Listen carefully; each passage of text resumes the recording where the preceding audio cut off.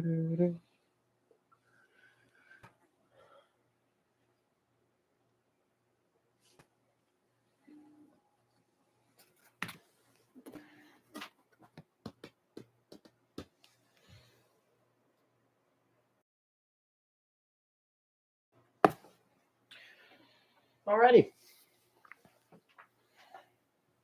There's a fly in here.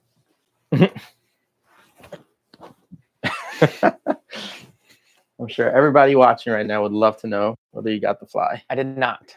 You did not get the fly. All right. Welcome back to week 2, heading into week 3. There we go. Week 2. We should probably turn on color next time. You can go do that. That's all right. If we look pale, we're not sickly. Camera things. Yeah. We're probably having about as much color as fans in Cleveland as they wake up this morning. Tough news for the Cleveland running back, Nick Chubb. Is that where you want to start? Sure. Yeah. Have there been any updates today? Yes, that he is out for the season. I think we knew that last night. They were expecting him to be out for the season. They think he tore like everything. Yes. ACL, MCL. ACL, MCL, meniscus. Yep. In physical therapy, they call that the terrible triad. Mm-hmm. Something with a name like that is not good. No, that's not good. So we can anticipate Nick Chubb to be out for this season. Yep. The same knee that he hurt in college. Was it? In 2015. Yep. He had the same terrible triad. So he came back, obviously. Did well. I mean, prior to last night, I mean, and still this is true, he's like number 3 all time in yards per carry, second to like Bo Jackson and Jamal Williams or something like that. I saw not Jamal, no, Jamal Charles or something. Anyway, from the Chiefs. Yeah. Anyway, he was super efficient in his runs, and he always got a ton of volume in Cleveland. That's a tough blow for fantasy managers, especially. He was probably taken pretty high in drafts. Yes. Yeah. That sucks for Nick Chubb, obviously. By me. Yeah. We're gonna diminish the human aspect of it, but we're here to talk fantasy football and the impact it makes. Yes, it's terrible for the players and the humans. We're not diminishing that, but from an injury and impact standpoint, anytime a RB1, wide receiver 1, QB1, anytime one of your starters goes out, it makes a gigantic impact. And if you're looking for his backup, Jerome Ford did really well last night in his in Nick Chubb's absence. 16 rush attempts, 106 yards, scored a receiving touchdown, which is always nice in fantasy football, from a running back. In our league, he was actually drafted. Jerome Ford was drafted by Corey, who happened to win our league last year. Knows nothing about fantasy football. Came in his first year, won the league, and then somehow, almost in crystal ball fashion, he already has Jerome Ford on his team. But if Jerome Ford is available, he's available in like 90% of ESPN leagues. Go ahead and pick him up. He'll be a good replacement in a high volume Cleveland offense. But actually has a really good offensive line too. So they can just plug him in. He might not be as efficient as Nick Chubb in the grand scheme of things, but he looks like a good replacement for you. Yeah. The nice thing about Cleveland is it's still Cleveland. And even with Deshaun Watson, he's still not showing anywhere near the signs of being a $230 million quarterback. So they're going to run the ball. They're going to run the ball. Even if they're behind, they're going to run the ball. They're built for that. Yeah. So Ford would be a really good pickup if you haven't grabbed him yet. Another running back that's out for a couple big name running backs, really. Yeah. I put Jamal Williams on this list, not because he's been very effective this year, thus far, but last year he led the league in touchdowns. So he was a big name and has that potential. He left the game with a hamstring injury. We talked last week about Aaron Jones and Deontay Johnson, and usually these hamstring things, even though they may not be clinically severe in under an MRI or something, a lot of times it's hard to come back from in the Yep. short term. We can in Deontay Johnson, in his case, he ended up going on IR, which Yep. we kind of thought he might be out for multiple weeks. Yep. We don't know exactly about Jamal Williams, but if trends suggest anything, you'll likely be without him this week.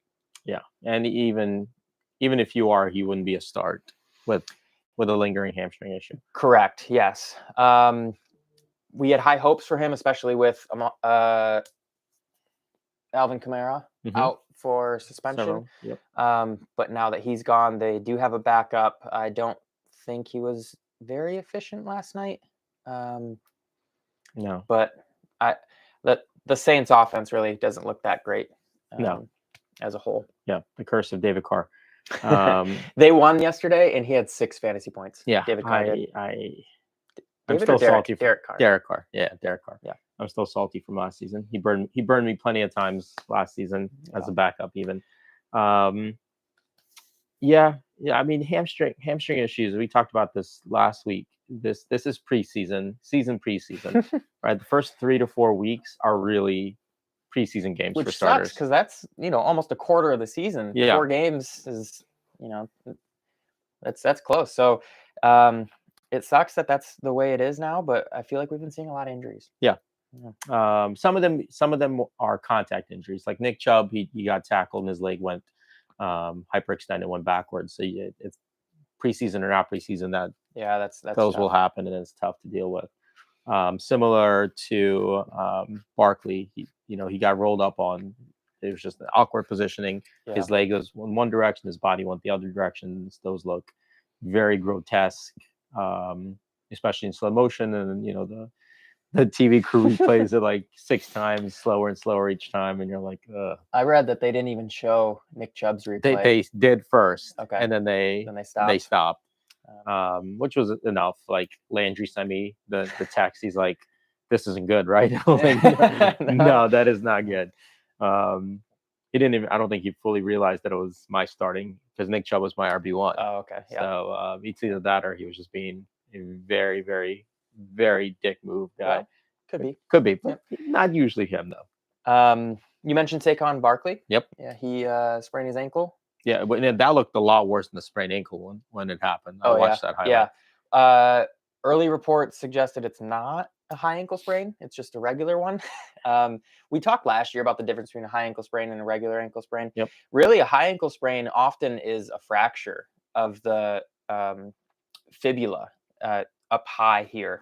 So it's good that it's not a high ankle sprain. And that's why, because it's often associated with fractures, that's why high ankle sprains tend to be more severe and the players are out for longer. They don't think that's what happened, but at the same time, he hobbled off or I think was essentially helped off the field. So ankles are weird, because I've seen in physical therapy, I've seen somebody come in shortly after an ankle sprain, all bloody, or not bloody, bruised all over. Yep. And then a week and a half later, they feel back to normal. Mm-hmm. That's not to say that person is put the demands on their body of an NFL running back, or the weight, or the weight, right? But it's weird that you can't always go by the looks of something that looks pretty severe, still bruised all over, and they feel fine. Or other times, ankle sprains just linger for a long time. They do. His, I think what's going to be tricky with his, it was a medial ankle sprain, not a lateral ankle sprain. Yeah. Which is a big difference. Yeah. The way our ankle moves, it has more motion where the bottom of your foot comes in. That would be ankle inversion. I can kind of show you here, maybe. Yep. So when the ankle comes in, that's these outside ligaments. That's where a normal or a common ankle sprain happens. Mm-hmm. It's less common to sprain the inside, which is where Saquon sprained it, because we just have less motion there, and it's less likely to roll. So that does play a role in recovery. Yeah, for sure. And it could speak to more of a high ankle sprain, because once you go into that medial direction and upward a little bit, it separates, called the interosseous membrane, which is kind of like the tissue that holds your tibia and fibula that Corey was talking about together. And then when that separates, that's a high ankle sprain. Yeah. But that's like think of it like metal netting. It's not supposed to separate or stretch. So when it does, it takes a really long time to heal up because you have to really kind of keep it together or get it repaired surgically. Most times a high ankle sprain, they don't do surgery on. They just let it heal up on its own, but that takes most of a season typically. Yeah. It's a tough injury. A lot of times you'd better off breaking a bone because that heals up in 4 to 6 weeks. Bones heal nicely. Yeah, and quickly, Yeah, relatively speaking. That tissue does not. So if it comes back that it is a high ankle sprain, he'll be out significant amount of time. But either way, he's going to be most likely miss at least a couple weeks. Did you watch that Giants game or see highlights? I saw highlights. They were losing pretty bad, and then they came back. Yeah, I try to make it a habit of not watching any Giants games. Last running back, David Montgomery for the Detroit Lions. The Lions have shown that they want to rely on David Montgomery early on in the season, even though they have a high draft pick in Jahmyr Gibbs. Mm-hmm. They're, at least before this injury, they weren't quite ready to give Jahmyr Gibbs the reins to the team, but he might have to step into this role with David Montgomery out. He has a quad injury. I think what I read was a thigh bruise. Yeah. Which it hurts. It does. Who knows really how long he's going to be out. He claimed, he told reporters that it'll take a few weeks, but then the coach was more optimistic and said day-to-day. Yeah, so that was immediately after the game when you're still in pain and limping around. So give it a few days for David Montgomery to really kind of assess the prognosis of it. But I would anticipate him not playing this upcoming week just as a precaution anyway. So Jahmyr Gibbs stocks goes up a little bit. Don't listen to this, Jim, because I'm trying to trade for him. But Lions lost. Yeah, they did. That sucks. They did. And they gave up touchdowns to Lockett, who I was playing against. I tried. I called the Detroit Lions and told them, don't give up touchdowns to Lockett so that Gene can win his fantasy week. And they literally gave up 2 touchdowns. So what does that say? They did not accept my call. Montgomery looked good. I watched the first Lions game. Montgomery was a good compliment to Jahmyr Gibbs because Jahmyr Gibbs is very explosive, very fast. I like, I'm a Lions fan. Yep. I want them to do well, but I also can appreciate easing a rookie into an NFL offense, especially a running back. And it is cool to see how explosive he is. Yeah. So I think the future might be bright for Jahmyr Gibbs. It may be bright sooner rather than later, which could be good. Hopefully it stays good for him. The Lions don't have a lot of running back depth. They have somebody named Craig Reynolds, who did come in after David Montgomery left. He may come in as that complementary to Jahmyr Gibbs a little bit. I don't know for sure if he becomes a starter in fantasy. I don't think he's not David Montgomery status, but if you're desperate, that's somebody who is going to get an uptick in touches. And I'd still hold on to David Montgomery. I mean, his injury, sure. it's a week most likely, if that. There's still probably a good chance he might be playing this week. And Mark Andrews had a quad. Yeah, and and they just kept him out more as a precaution. His wasn't a bruise though. His was a strain, or was it a bruise? It was a mild strain. Yeah. Okay. So it was more like he felt something. I think it was like pre-strain even, just a little tight, and they just kept him out as precaution. But something like a David Montgomery is they might just shift, give Jahmyr Gibbs 60 and give Montgomery 40% of the carries. David, it is a good compliment when you have that change of pace back. And change your pace back in Jahmyr Gibbs, where Montgomery's kind of like that bruiser up the middle, counters type of stuff, and Jahmyr Gibbs can be a little bit more explosive. It is a drastic change of pace. When you see him, I know not a lot of our viewers are able to watch Lions on TV, but if you watch some highlights of how explosive Jahmyr Gibbs is, it's exciting. He's very fast. He's very fast. Let's move on. Well, we got receivers next. You can talk about Brandon Ayuk maybe because he's on your team. Yes, I can talk about Brandon Ayuk. Great week 1. Yeah. Was on your bench. Yep. Decided. Week 1 on your bench. Let's change that. Let's start him this week. Wide receiver 1. And then what happens? So if you didn't watch last week, I drafted Cooper Kupp as my number 1. So I had like the 6th or 7th pick in our draft, and I drafted Cooper Kupp, which I thought was a pretty good pickup. Yep, safe. Safe Should be pick. safe. Yeah. Or should have been. But then he had his hamstring issue. And then Brandon Ayuk was one of my pickups as well. So Brandon Ayuk, I kept on the bench last week because he just historically didn't have a great start to his seasons. And then, of course, he went off for 2 touchdowns and 30 points in our league, which is half PPR. And then I started him this week because I was like, okay, he's got positive momentum. Yeah, he has a relatively challenging matchup, but not crazy. Just give me half of what you did before. I'm not asking for much, Brandon Ayuk. I'm not asking for much, just half. And he started out okay. Like he started out with a couple catches. I think started out with like 3.5 points, and then he got just tackled, landed on awkwardly, and he had a shoulder issue. And he got, I mean, he was down on the field. I texted you. I was like, you got to be kidding me. And he got taken out of the game. He was injured. Got assessed in the 10th. Thankfully, it looked like it was a some kind of shoulder strain. The way he landed to me looked like an AC joint. Would have been an AC joint strain, which is this joint up here in the shoulder. So a lot of times when you land on top of it, that joint can get strained as well, like any other joint. But it's not a injury that you can't necessarily play with. It's just it just hurts depending on the level of it. And he came back in, and he had a couple more catches, but he definitely was he wasn't Purdy's look like he was the first game. And that's when Debo got a lot more looks in that game. From a receiver standpoint, I think he had a touchdown that game as well. So the 49ers have a lot of weapons. They have a lot of weapons. I mean, any team would die for like a Christian McCaffrey or even a Debo Samuel, and they have both plus Brandon Ayuk. Yep.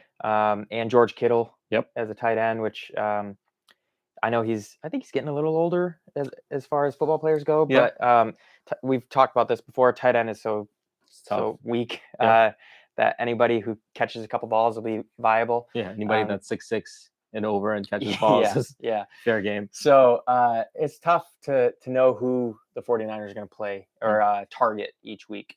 The upside is there for Brandon Ayuk when he's healthy. Yep. But it could be a Debo Samuel week, or it could be a Christian McCaffrey week, which you're starting either of those, or especially McCaffrey anyway. But it's tough when teams are good and they disperse the targets a little bit. It's tough to pick and choose who's gonna do well that week. Yeah.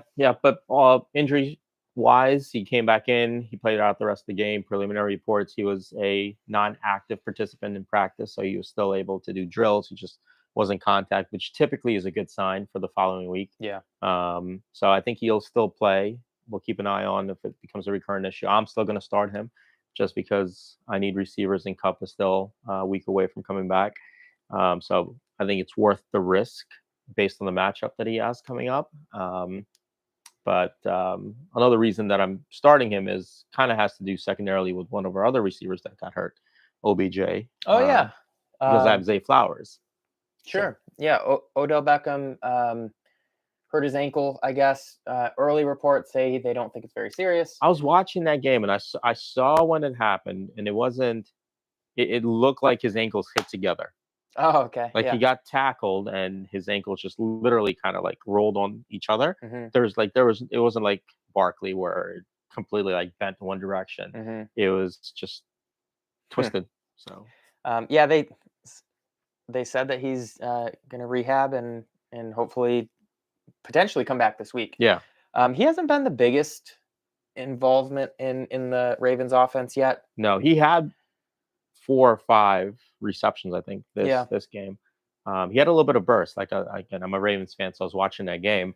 Lamar was targeting him a lot more, definitely. Like in the first game, Zay Flowers was his number one. Like you could see he was looking for him. In this game, it was more OBJ, and then Bateman was like a third read, and it was OBJ, Mark Andrews, Zay Flowers, and then once in a while he would drop and find Bateman, but that was like read 1 not there, read 2 not there, Zay Flowers not there. Okay, I'll dump it off to Bateman.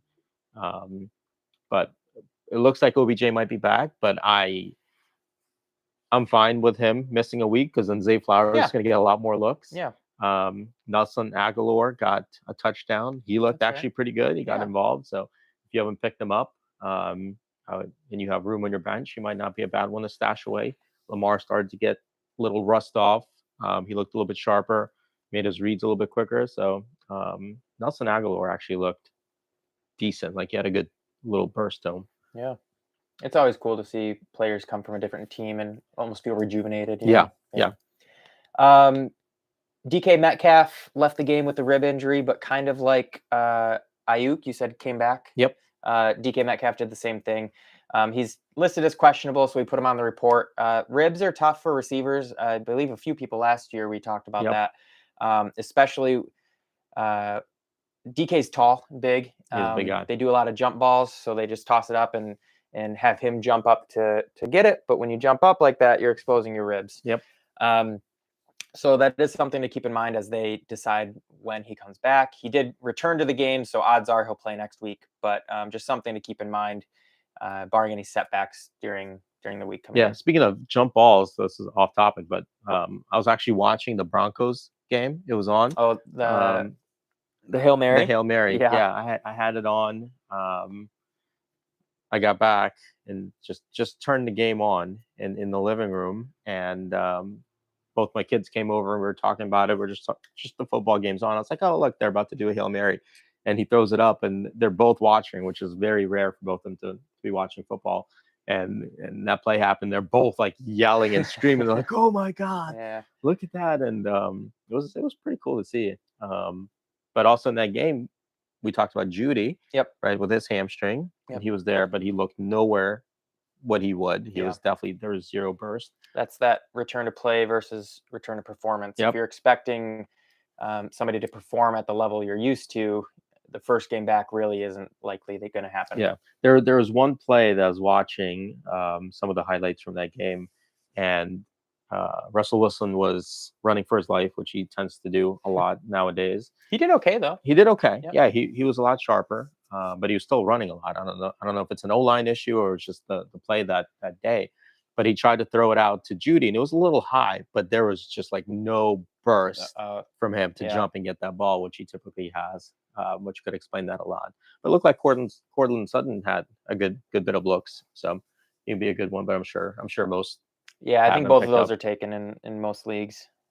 How about? Oh, I want to talk about Austin Eckler a little bit. Mhm. We talked last week. He was dealing with an ankle injury of some kind. I really don't have a ton of information about it. But at the same time, he was his agent died. He's a young guy, small agency, so they were pretty close. Mhm. So it was reported that he wasn't traveling with the team this past weekend, week 2, because likely the funeral. Yeah. But then we come back this week, and in yesterday's press conference, the Chargers coach said they don't have a timetable for him to return, which is interesting. That's very odd. It's of note because he was like the number 1 scoring running back last year, and in week 1 he was almost. And now we don't know when he's going to come back. So very interesting, something to monitor. I would anticipate you guys, if you already have Austin Eckler on your team, you've prepared because he wasn't here playing in week 2, so you already have someone to fill in for him. But I don't really know what's going on. Yeah. I think this is speculatory, but I think there was some contract negotiations too over the offseason, like with most running backs this year. Yeah. They want more money, so I don't know if that has anything to do with it, and he doesn't want to.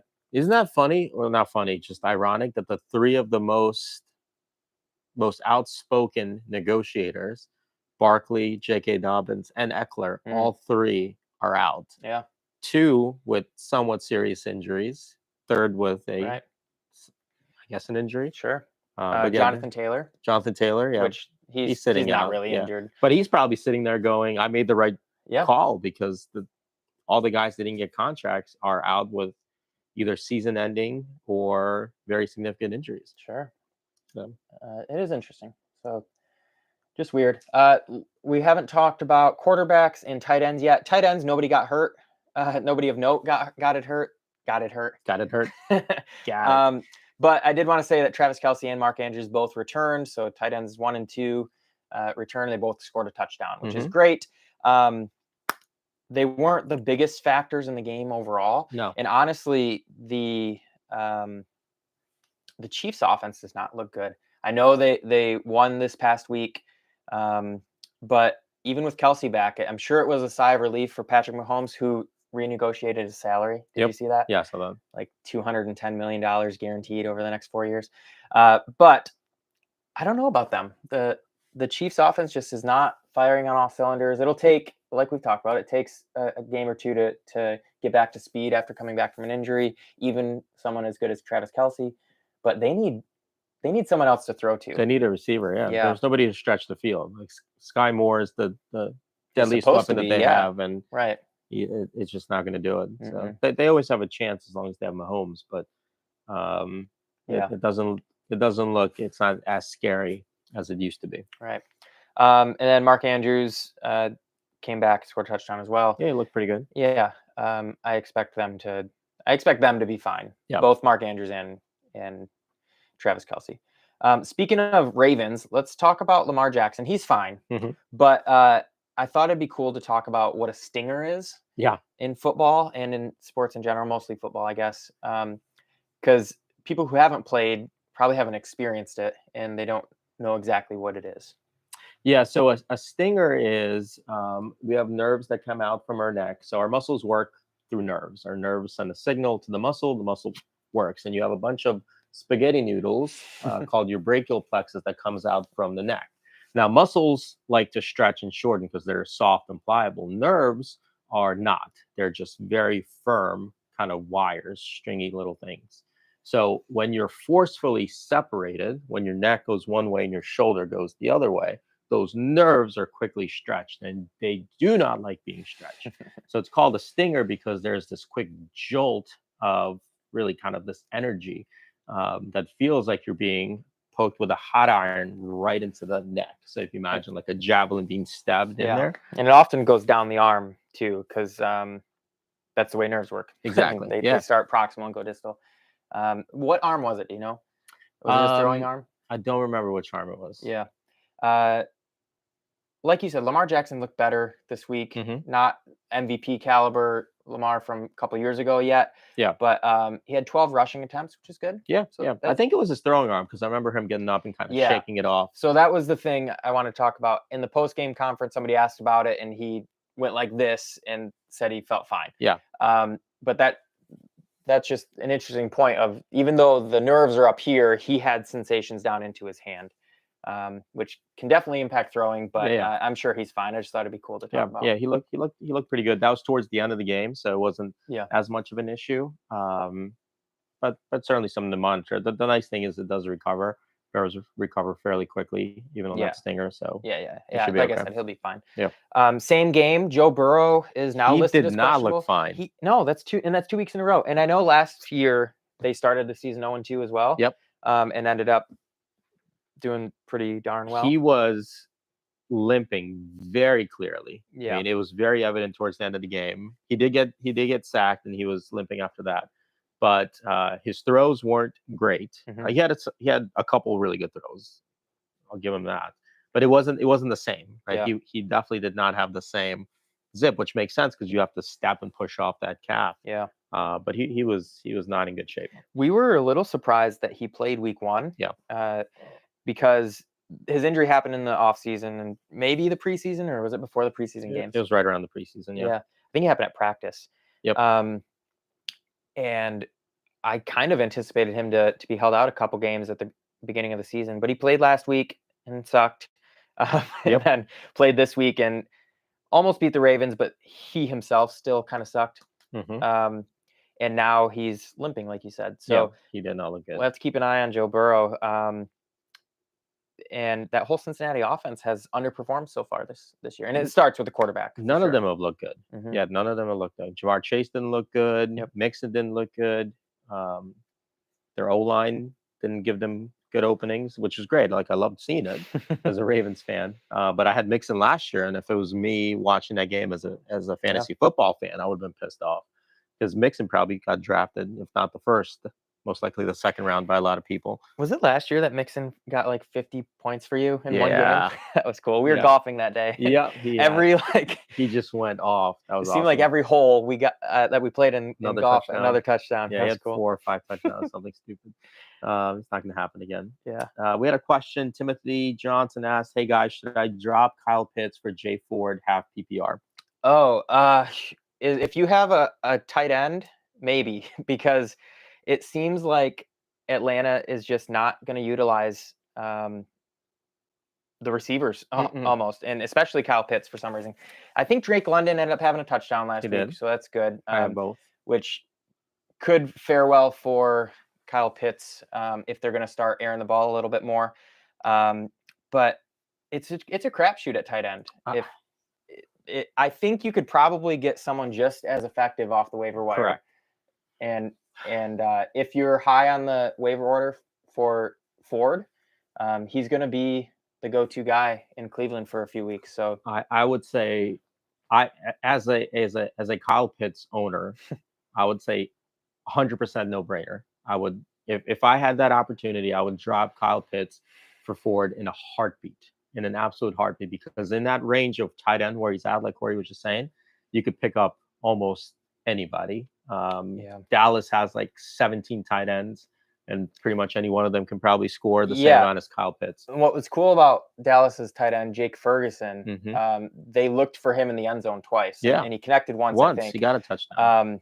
And you like to see that, especially from a tight end that in a position that's so shallow, any touchdowns are good. So, I mean, maybe the talent is there for Kyle Pitts. So it seems crazy that we're even having this conversation, but in an offense like Atlanta, he's just not being utilized. And there's a very good opportunity or potential that Kyle Pitts could go to a different team and be a superstar. Yep. But for some reason, in this offense, he's just not utilized his capacity. So if you're in a win now situation too, that would be helpful. To get Ford.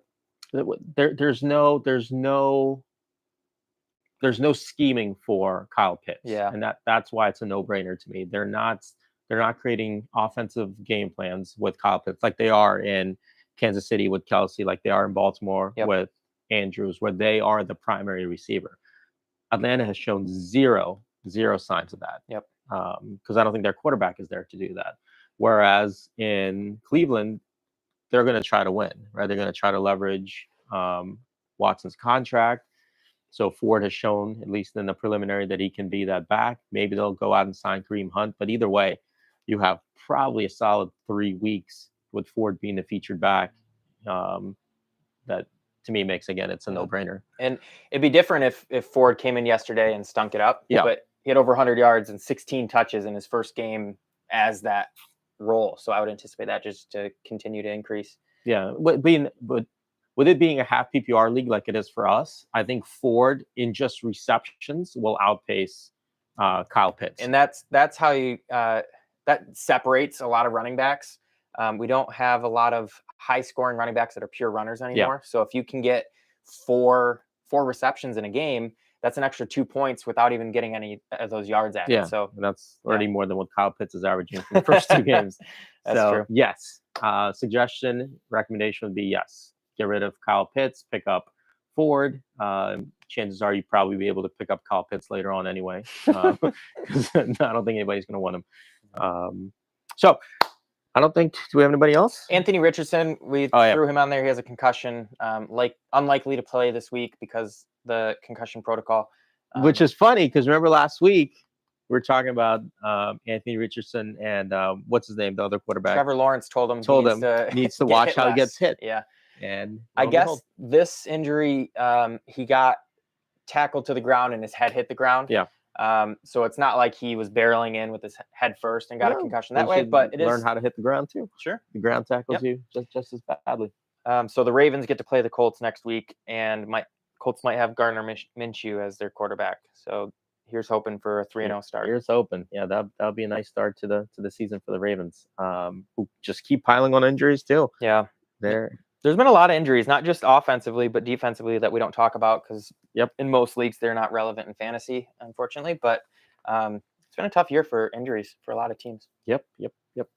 All All right, let us know if there's any other questions you have. Like Timothy, you can leave a comment in the chat.